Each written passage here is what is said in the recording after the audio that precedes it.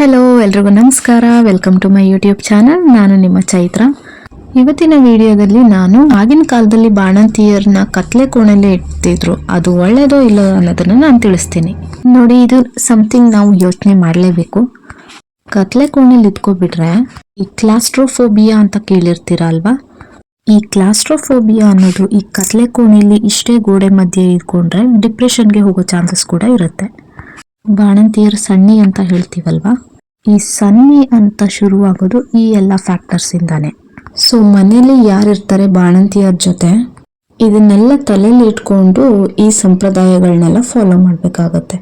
ಕತ್ಲೆ ಕೋಣೆಯಲ್ಲಿ ಒಂದೇ ಕಡೆ ಅದು ಬಾಣಂತಿ ಮಗುನ ಬಿಟ್ಕೊಂಡ್ರೆ, ಮಗು ಜೊತೆ ಕತ್ಲೆ ಕೋಣೆಲ್ಲೇ ಕುತ್ಕೊಂಡಿದ್ರೆ ಬಾಣಂತಿ ಕತೆ ಮತ್ತೆ ಅವರ ಮೆಂಟಲ್ ಹೆಲ್ತ್ ಕತೆ ಏನಾಗಬೇಕು ಅದನ್ನೆಲ್ಲ ಯೋಚನೆ ಮಾಡ್ಬೇಕಲ್ವಾ.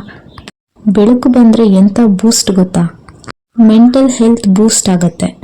ಸೆರೋಟೋನಿನ್ ಅನ್ನೋ ಹಾರ್ಮೋನ್ ರಿಲೀಸ್ ಆಗುತ್ತೆ ಸನ್ಲೈಟ್ಗೆ ಬಾಣಂತಿ ಮತ್ತೆ ಮಗುನ ಎಕ್ಸ್ಪೋಸ್ ಮಾಡೋದಕ್ಕೆ. ಈ ವಿಷಯನ ನಾನು ಇಲ್ಲೇ ಹೇಳ್ಬಿಡ್ತೀನಿ. ಮಕ್ಕಳನ್ನ ಸನ್ಲೈಟ್ಗೆ ತೋರಿಸಿ, ಬೆಳಗಿನ ಬೆಳಕಿಗೆ ತೋರಿಸಿ ಅಂತ ಹೇಳೋಕೆ ಕಾರಣನೇ ಇದು. ಅದರಿಂದ ಕಾಮಾಲೆ ಕಡಿಮೆ ಆಗುತ್ತೆ, ಜಾಂಡೀಸ್ ಕಡಿಮೆ ಆಗುತ್ತೆ ಅಂತ ಅಲ್ಲ ನಮ್ಮ ಪೂರ್ವಜರು ಸ್ಟಾರ್ಟ್ ಮಾಡಿದ್ದು ಇದನ್ನ. ಅದನ್ನ ಆ್ಯಕ್ಚುಲಿ ಸ್ಟಾರ್ಟ್ ಮಾಡ್ಕೊಂಡಿದ್ದು ಬಾಣಂತಿ ಮತ್ತು ಮಗುನ ಸೂರ್ಯ ಬೆಳಕಿಗೆ ತೋರಿಸಿದ್ರೆ ಬಾಣಂತಿ ಮೂಡ್ ಇಂಪ್ರೂವ್ ಆಗುತ್ತೆ. ಮಕ್ಕಳಿಗೆ ಬೆಳಿಗ್ಗೆ ರಾತ್ರಿ ಅರ್ಥ ಆಗಲಿ ಅನ್ನೋ ರೀಸನ್ಗೆ ಇದನ್ನ ಶುರು ಮಾಡಿತ್ತು. ಅದರಿಂದ ಮಧ್ಯ ಅದೇನೋ ಕತೆ ಆಗ್ಬಿಟ್ಟು ಅದರಿಂದ ಕಾಮಾಲೆ ಕಡಿಮೆ ಆಗ್ಬಿಡುತ್ತೆ ಅಂತ ಹೇಳಿ ಕತೆ ಆಗ್ಬಿಡ್ತು ಅಷ್ಟೆ. ಸೊ ಇದಾಗಿತ್ತು ಇವತ್ತಿನ ವಿಡಿಯೋ. ಈ ವಿಡಿಯೋ ಇಷ್ಟ ಆದರೆ ಪ್ಲೀಸ್ ಲೈಕ್, ಶೇರ್, ಕಮೆಂಟ್ ಮಾಡಿ.